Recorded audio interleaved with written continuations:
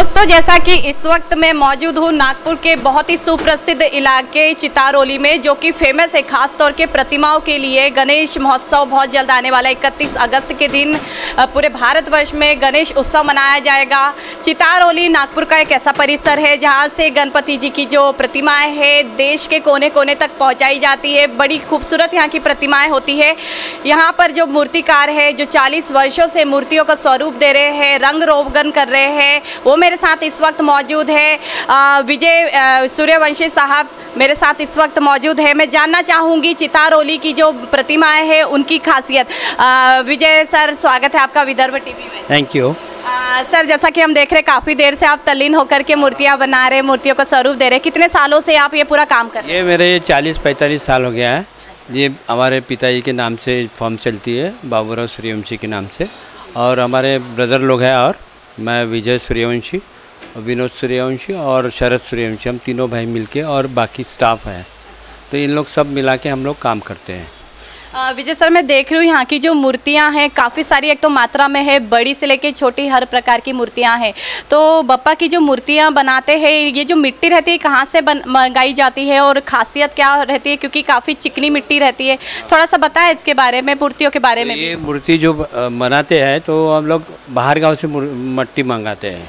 ये मिट्टी जैसे भंडारा से वगैरह मंगाते हैं, क्योंकि ये चावल की मिट्टी रहती है। ये चावल की मिट्टी की जैसे छानने की ज़रूरत नहीं पड़ती ज़्यादा, और ये सॉफ्ट रहती बहुत। इसमें कपास और ये मिला के हम लोग उसको बनाते हैं, और फिर उसका गणेश जी का स्वरूप देते हैं। जैसा चाहिए वैसा, कस्टमर को जैसा चाहिए उस टाइप से हम बना लेते हैं। विजय सर, जैसे कि चितारोली तो काफ़ी फेमस है, नागपुर के से तमाम लोग यहाँ पर आते हैं मूर्तियाँ खरीदने के लिए, छोटी बड़ी हर प्रकार की प्रतिमाएं। चितारोली इसका नाम कैसे पड़ा, और स्पेशली मूर्तियों के लिए इसे क्यों इतना माना जाता है? क्या कहानी है इसके पीछे? ये एक्चुअली चितारोली बोला तो वो क्या होता है कि जो सब लोग वर्कर जो है ये चितारी करके नाम से फेमस थे, तो इनको अब सब एक जगह दिखे और कोई लोग देख देख के सीख गए। तो जो हमारे पहले वल्लभपाल जी जो थे, उन्होंने जो बनाए थे पहले गणेश, उनका देख देख के हम लोग बनाए। उसके पहले उनका बिज़नेस एक्चुअली इतना बिज़नेस नहीं था पहले, और अभी गणेश का कैसा क्या है कि बहुत ज़्यादा प्रमाण में हो गया। और उसके बाद दुर्गा का भी बनता है, तो दुर्गा में भी बहुत अपना महाराष्ट्र में बहुत बैठती है। अभी हमने कल परसों 4 दिन पहले बेंगलोर का एक गणपति दिया है। बेंगलोर और हैदराबाद में भी जाता है अपना। तो ये काफ़ी यानी क्या हो गया है कि वहाँ पीओपी चलता है और अपने यहाँ मिट्टी का काम होता है। तो वो कैसा होता है कि मिट्टी का काम बनाने के बाद मिट्टी जैसा अपन पानी में डालते तो वो डिज़ोल्व हो जाती है। तो वो वहाँ के लोग नहीं बना पाते, हैदराबाद के और बेंगलोर के। तो वो लोग अपने को प्रेफर करते कि चलो वाह इनके पास से ले जाओ, तो अपने को मूर्ति भी अच्छी मिल जाती है और पानी में मेल्ट भी हो जाती है। तो उस हिसाब से उनको अभी हमने 4 दिन पहले बेंगलोर में भेजा है। विजय सर, जैसा कि लास्ट टाइम 2 सालों से तो कोविड के वजह से थोड़ा सा गणेश उत्सव पर भी देखा गया था, थोड़ा इसका कम था उत्साह लोगों पे, लेकिन इस बार बहुत ज़्यादा है। पिछले बार सिर्फ 2.5 फीट से ज़्यादा मूर्तियाँ नहीं बिठाई जा रही थी। इस बार ऐसा कुछ रिस्ट्रिक्शंस है क्या कि कितनी भी? नहीं, अभी क्या हुआ कि अब जैसा वो सिंधे साहब ने बोल दिया कि आप जैसा चाहिए वैसे बिठाओ, जितनी बड़ी बिठाना है बिठाओ, हम लोग आपका विसर्जन का प्रॉब्लम सॉल्व कर देंगे। तो उन्होंने फिर वो जैसा बोला तो लोगों को थोड़ा सा अच्छा ये आ गया कि नहीं चलो अच्छा हो गया कि 4 फीट की जगह अपने को 10 फीट तो मिल रहा है। तो फिर से वो रूटीन उस हिसाब में वो वहाँ तक के जैसे उन्होंने ऑर्डर्स ये कर दिए टाइम पे, जैसा उन्होंने बताया। तो ऑर्डर्स थोड़े कम हैं इस वक्त। नेक्स्ट ईयर और बढ़ जाएगा, और दुर्गा का भी ऐसे ही बढ़ेगा, क्योंकि सबको अभी पता चल गया कि ये खुला हो गया है, सब 4 फीट से अपने को ज़्यादा हाइट में बनाने की है, तो 10 फीट तक वो बना सकते हैं। विजय सर, मैं ये पूछना चाहूँगी, जैसे छोटी भी मूर्तियाँ हैं बड़ी भी है, तो अलग अलग भाव की कितने कीमतों से यहाँ पर मूर्तियाँ स्टार्ट? कीमत का कुछ बता नहीं सकते, जैसा भी कस्टमर रहा उस हिसाब से हम लोग कम से कम जो रेट्स है वो ले लेते, और किसी को ऐसा झूठ बोल के देते ही नहीं कि ये पीओपी की मूर्ति है तो इसको मिट्टी की बोल के दो, क्योंकि हमारे यहाँ वैसा होता ही नहीं। हमारे यहाँ जो भी मूर्ति बनती है वो सब मिट्टी की बनती है, पीओपी की बनती ही नहीं। और क्या एक खास संदेश देना चाहेंगे, क्योंकि कई सालों से आप भी मूर्तियों को ये दे रहे हैं, डिज़ाइनें दे रहे हैं, क्या कहना चाहोगे गणपति महोत्सव के इस पावन अवसर के बारे में? अब मैं तो यही बोलूँगा कि तो पहले से अच्छा हो गया कि कोरोना में कुछ मूर्ति के ऑर्डर्स नहीं आते थे और वर्कर लोग भी सब ये करते थे कि चिल्लाते थे कि वहाँ कुछ काम नहीं है।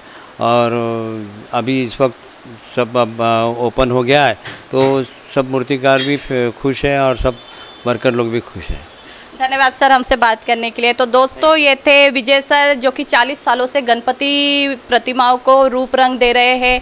इनकी पीढ़ियां भी यही काम करी थी। चितारोली का नाम कैसे पड़ा उसके बारे में भी सर ने बताया कि कैसे लोगों को कला के बारे में सिखाई गई, गणपति मूर्तियों के बारे में सिखाया गया। साथ ही साथ उन्होंने बताया जो मिट्टी है ये POP की नहीं है, ये भंडारा से मंगाई जाती है। चावल की मिट्टी के नाम से मिट्टी फेमस है क्योंकि काफ़ी महीन और चिकनी रहती है, काफ़ी अच्छे से फिनिशिंग आती है। साथ ही साथ इस बार कोविड के वजह से रिस्ट्रिक्शंस ना होने के वजह से इनकी भी आप खुशियां देख सकते हैं, काफ़ी खुश है क्योंकि किसी प्रकार की बंदिश नहीं है, जिसके वजह से इनकी रोजी रोटी पर इस बार तो किसी प्रकार की कोई एक रहती है ना, कोई प्रकार की बंदिश फिलहाल नहीं है।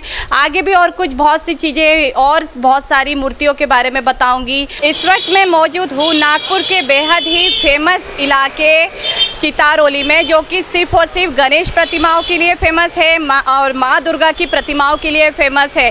दोस्तों जैसा कि आप देख रहे हैं तरह तरह की यहाँ पर गणपति की प्यारी प्यारी सी मूर्तियाँ हैं, छोटी से लेके बड़ी मूर्तियाँ भी है। और क्योंकि गणेश महोत्सव की जो धूम रहती है, यहाँ का जो उत्साह रहता है वो देखने लायक रहता है, क्योंकि गणपति बप्पा का इंतज़ार साल भर उनके जो भक्त है वो देखते हैं। और सिर्फ गणपति बप्पा का इंतज़ार ही नहीं करते, बड़े ही भक्ति भाव के साथ पूरे 10-12 दिन गणपति जी का आदर सत्कार के साथ उन्हें अपने घर पर बुलाया जाता है। वैसे भी भारत और नागपुर के कोने कोने पर गणपति जी की बड़ी बड़ी प्रतिमाएं बिठाई जाती है। घरों घर भी छोटी छोटी प्रतिमाएं लोग अपने अपनी श्रद्धा अनुसार बिठाते हैं। छोटी से लेकर बड़ी प्रतिमाएं घरों घर बिठाई जाती है। 10 से 12 दिन तक पूजा पाठ की जाती है, पूजा अर्चना की जाती है। गणपति बप्पा जो कि अपनी भक्तों की काफ़ी मनोकामनाएं पूरी करते हैं, और न सिर्फ मनोकामनाएं पूरी करते हैं, भक्तों के बीच में बड़े ही फेमस है गणपति बप्पा। यहाँ पर कुछ कारीगर है जो कि मूर्तियों की कारीगरी कर रहे हैं। मैं उनसे जानना चाहूँगी कि इस बार जो गणपति का जो उत्सव है किस प्रकार से मनाया जा रहा है, क्योंकि 2 साल काफ़ी जोखिम भरे रहे इन कारीगरों के लिए भी। इस वक्त मेरे साथ मूर्तिकार संजय चौरसिया सर मौजूद है, इनसे जानूंगी गणपति उत्सव के बारे में। सर स्वागत है विदर्भ टीवी में आपका। इस बार उत्साह बहुत ज़्यादा है लोगों को गणपति बैठाने में, 2 साल की अपेक्षा अच्छा प्रोग्रेस है। हाँ तो संजय सर यहाँ की जो मूर्तियाँ हैं स्पेशली खासियत क्या है यहाँ की मूर्तियों की, क्योंकि हर जगह पर जाई जाती है, भारत के कोने कोने पर चितारोली की मूर्तियाँ फेमस है, ऐसी क्या खासियत है जो इतनी फेमस है यहाँ की मूर्तियाँ? यहाँ सिर्फ मिट्टी की मूर्ति बनती है, बाकी POP की मूर्ति बाहर से आती है बिकने को। मिट्टी की मूर्ति बनने के कारण यहाँ खासियत है ये चीज़ की, है एरिया की, बाकी कहीं नहीं बनती है। सिर्फ मिट्टी की मूर्तियाँ चितारोली में ही बनती है ना? ये जो मिट्टी है कहाँ से मंगाई जाती है? ये भंडारा के आंधड़ गांव से मिट्टी आती है और सावर गांव से आती है, इसकी मिट्टी का यूज़ होता है अब यहाँ। संजय सर आप कितने सालों से गणपति की मूर्तियाँ बना रहे, कितने सालों से पूरा कारोबार कर रहे हैं? मैं तो 40 साल से कर रहा हूँ। यहाँ पर जैसे हम देख रहे हैं छोटी प्रतिमाएं भी है, बड़ी प्रतिमाएं भी है, काफ़ी बड़ी बड़ी, तो यहाँ से कहाँ तक पहुँचाई जाती है प्रतिमा? ये लोकल नागपुर ही रहती है, कहीं बाहर गाँव भी जाती है, छत्तीसगढ़ है, MP है, यहाँ तक जाती है, दिल्ली भी जाती है यहाँ से मिट्टी की मूर्तियाँ, और विदेश भी जाती है, अरब कंट्री। 2 साल से जो कोविड के वजह से रिस्ट्रिक्शन है, इस बार कुछ रिस्ट्रिक्शन तो नहीं है? कितनी भी साइज़ की मूर्तियाँ अलाउ? हाँ इस बार कोई ये नहीं है, 12-12, 15-15 फुट की मूर्तियाँ बनी है इस बार। तो ओवरऑल इस बार गणपति जी का जो उत्सव है उसका आनंद उमंग देखने के लिए मिल रहा है? हाँ बहुत मिलेगा इस बार। अच्छा। हाँ यानी हर चीज़ खुला है। अच्छा। हाँ तो दोस्तों ये थे संजय सर, जिन्होंने बताया कि इस बार जो गणपति की जो मूर्तियाँ और गणपतियों के प्रति लोगों का उत्साह देखने के लिए मिल रहा है, क्योंकि 2 साल से काफ़ी परेशानियों का आलम रहा, लोग उस प्रकार से पर्व नहीं मना पाए, लेकिन इस बार जो उत्साह उमंग है 2 गुना ज़्यादा है। और चितारोली जो कि नागपुर का बड़ा ही फेमस इलाका है, स्पेशली गणपति प्रतिमाएँ, दुर्गा प्रतिमाएँ यहाँ पर बनाई जाती, न सिर्फ बनाई जाती है, दूर दूर देश तक यहाँ पर प्रतिमाएँ विकृत भी की जाती है, भेजी जाती है।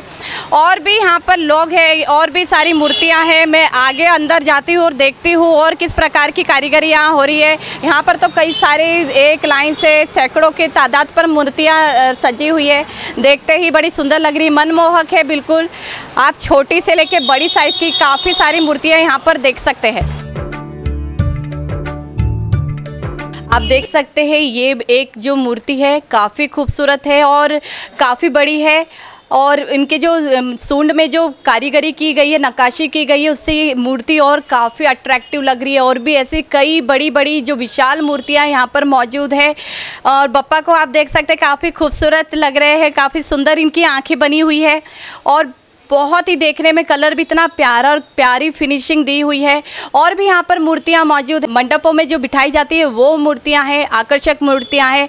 एक जो ब्लू कलर की जो मूर्ति दिख रही है जिनको नारंगी रंग से सजाया गया, नारंगी मुकुट पूरा है। और जैसे कि गणपति महोत्सव में हम देखते हैं कि कई बार लोग अलग अलग कलरों की भी मूर्तियां बिठाए जाते हैं। ग्रीन कलर की जो गणपति मूर्ति रहती है वो बुध ग्रह से रिलेटेड रहती है, लाल जो रहती है मंगल ग्रह से रिलेटेड रहती है। ऐसे अलग अलग मूर्तियों के कलर जो है अलग अलग रंगों से, अलग अलग ग्रहों से रिलेटेड रहते हैं। कई बार लोग राशियों के अनुसार भी गणपति बप्पा जी की मूर्ति बिठाना पसंद करते हैं, अपनी अपनी राशियों के आधार पर पूरी उनकी विधिवत पूजा करते हैं।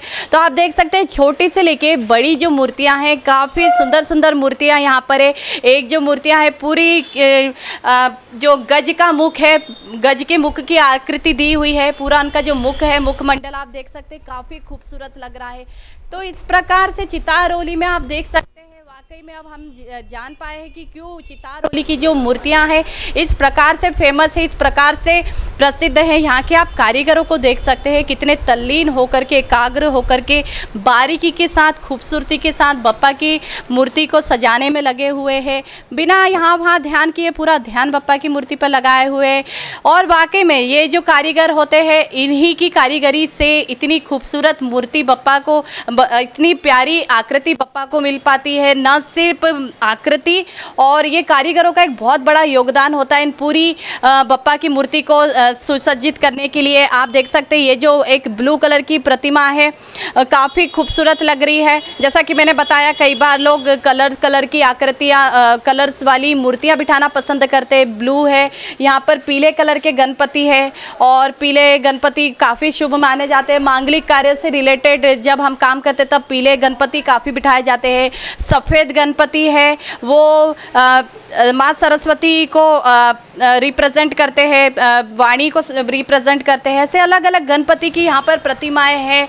बहुत सुंदर सुंदर प्रतिमा थी। अंदर हमने आपको रूबरू करवाया, यहाँ के जो कारीगर थे उनसे रूबरू करवाया किस तरह से गणपति की प्रतिमाओं को बना रहे थे। चितारोली जो कि नागपुर का के बहुत ही सुप्रसिद्ध इलाका है, यहाँ से न सिर्फ नागपुर बल्कि विदर्भ और भारत के कोने कोने पर गणपति की जो प्रतिमा है पहुँचाई जाती है। लोग पसंद करते हैं, सबसे आकर्षण केंद्र माना जाता है। मिट्टी की यहाँ पर मूर्तियाँ होती है, इसलिए ख़ास तौर पर इस जगह पर मूर्तियों का इस तरह से मतलब इतनी भारी डिमांड पर होती है। अन्य जगह पर आप देखेंगे पीओपी की आपको मूर्तियाँ मिल जाती है, लेकिन यहाँ पर मूर्तियाँ सिर्फ और सिर्फ मिट्टी की ही रहती है, वो भी स्पेशल भंडारा की मूर्ति, जिसे भंडारा की मिट्टी जो कि चावल की मिट्टी के नाम से फेमस है, जानी जाती है। गणपति महोत्सव क्योंकि बहुत जल्दी आने वाला है, 31 अगस्त के दिन भारत देश में पूरा समस्त भारत देश गणपति महोत्सव मना रहा है।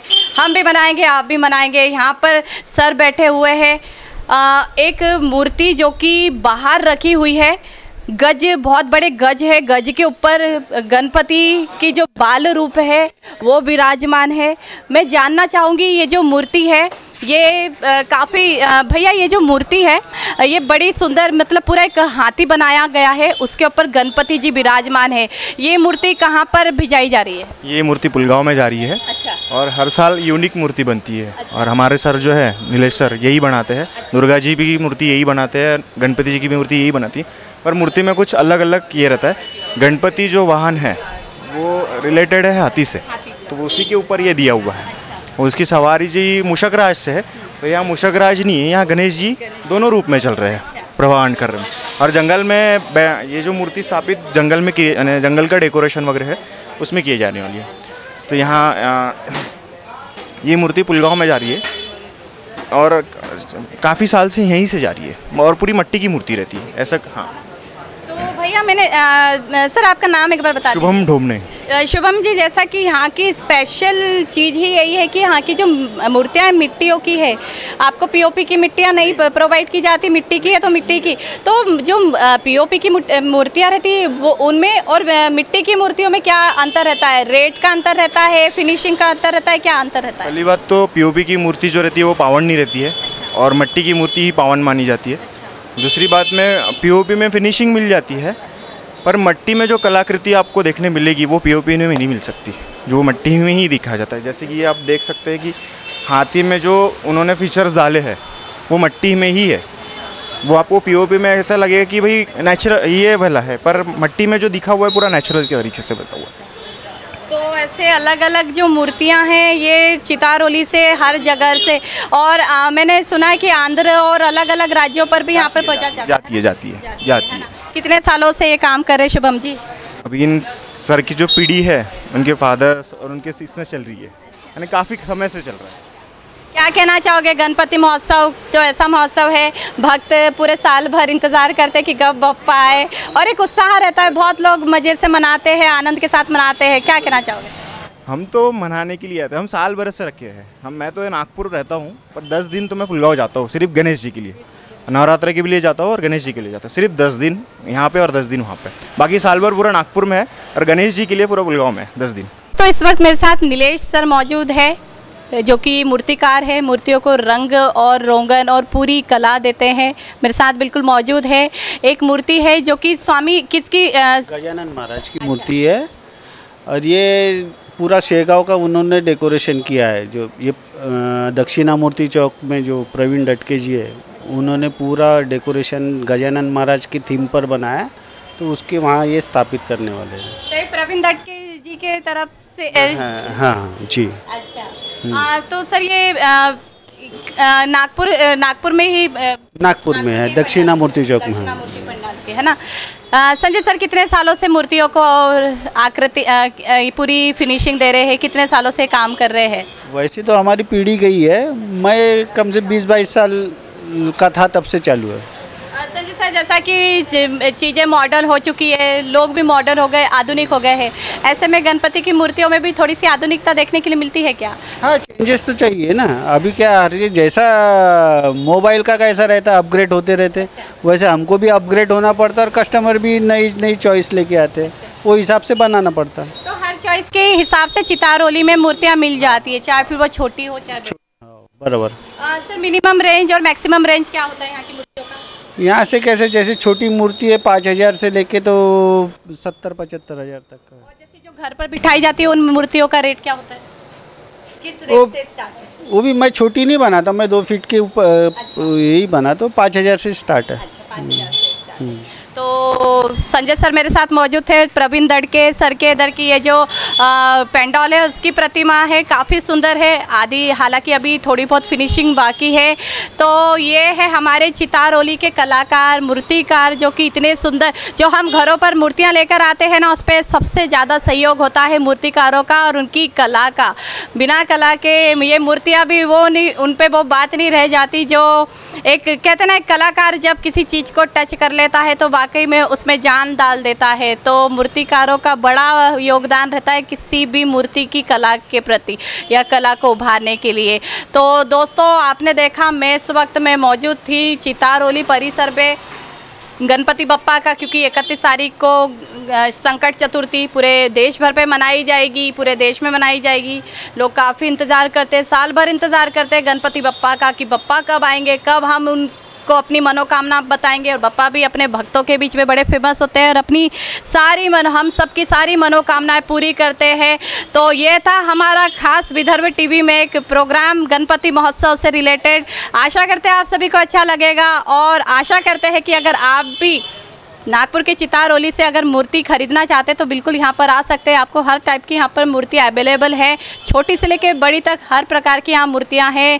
साथ ही साथ प्रकृति को ध्यान में रखते हुए मिट्टी की ही मूर्तियों को सबसे पहले स्थान दिया गया है, क्योंकि पीओपी की मूर्तियाँ जो होती है वो तालाब को हानिकारक होती है, तालाब का है ना, विसर्जन डिजॉल्व नहीं होती ना। हाँ। तो काफ़ी हानिकारक होती है, तो पीओपी की बिठानी भी नहीं चाहिए। मूर्तियाँ मट्टी की ही बिठाए, भले ही छोटी बिठाए लेकिन मट्टियों की ही बिठाए।